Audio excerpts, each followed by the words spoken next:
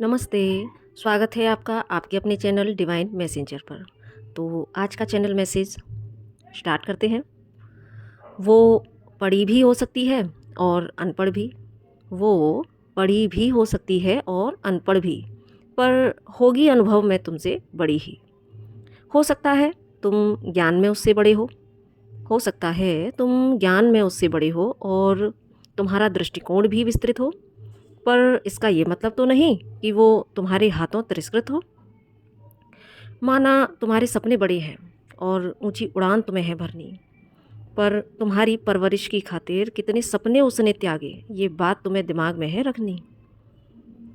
मतभेद विचारों में हो ये स्वाभाविक है।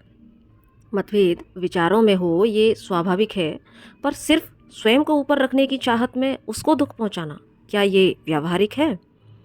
वो तो माफ़ करेगी ही, ये तय है। तेरे हर एक गम में तुझसे ज़्यादा जलेगी ही, ये भी तय है। पर ऐसा ना हो अपनी ही परवरिश की क्षमता पर संदेह वो करे। ध्यान दीजिएगा। पर ऐसा ना हो अपनी ही परवरिश की क्षमता पर संदेह वो करे और तेरे सिर पर ममता की छाँव फिर ना रहे। क्योंकि जब हम एक माँ को हर्ट करते हैं और जब वो सोचने पर मजबूर हो जाती है कि कहाँ कमी रह गई हमारी परवरिश में, तो अगर इस स्टेट तक हम अपनी माँ को पहुँचाते हैं तो यकीन मानिए हम बहुत बड़े कर्मा क्रिएट कर रहे हैं।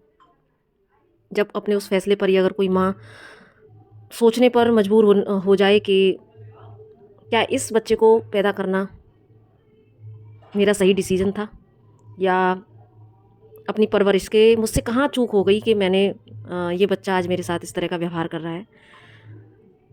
अगर उस स्टेट तक हम अपनी माँ को लेके आते हैं तो यकीन मानिए इससे बड़ा कोई कर्मा नहीं हो सकता। क्योंकि माँ ईश्वर का दूसरा नाम है। माँ ईश्वर की अनुपम कृति है। माँ जैसा इस दुनिया में कोई नहीं। और अगर माँ के हृदय को हम चोट पहुँचाते हैं तो मुझे नहीं लगता कि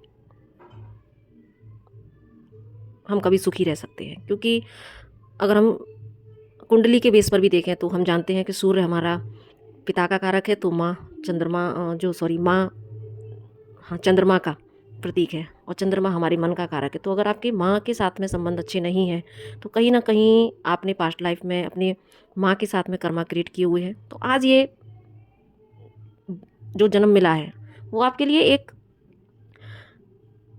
एक रास्ता है कि आप या एक मौका है कि इस मौके को फ़ायदा उठाकर, आप इस मौके का फ़ायदा उठाकर आप उन कर्मा को हील कर सकते हो।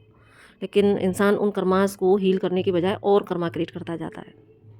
तो कविता के माध्यम से बहुत सारी चीज़ें बयां हो चुकी हैं और इससे ज़्यादा शायद बोलने की आवश्यकता भी मुझे नहीं लग रही है। क्योंकि यहाँ पर जो सारांश है वह यही है कि माँ का दिल ना दुखाएं, और इससे ज़्यादा शायद बोलने की ज़रूरत नहीं है। तो इसी के साथ ही बस अपनी वाणी को विराम देती हूँ और बस अपनी माँ का सम्मान करें। सबकी सारी जो स्त्री जाति है, जो हमारी माताएं हैं, सबका हम सम्मान करें। क्योंकि अगर माँ खुश है तो आपका मन भी हमेशा अच्छा रहेगा। और जब हमारा मन अशांत है, कहीं ना कहीं माँ से रिलेटेड अगर हमारे कर्म है, तो हम जीवन में कभी भी मानसिक शांति को प्राप्त नहीं कर सकते। अगर माँ से रिलेटेड कर्मा है तो कभी भी हमारी जो फेमिनाइन साइड है वो कभी भी अच्छी नहीं रह सकती। मानसिक शांति का संबंध ही हमारे मन से, हमारी माँ से है, हमारी मातृ पक्ष से है।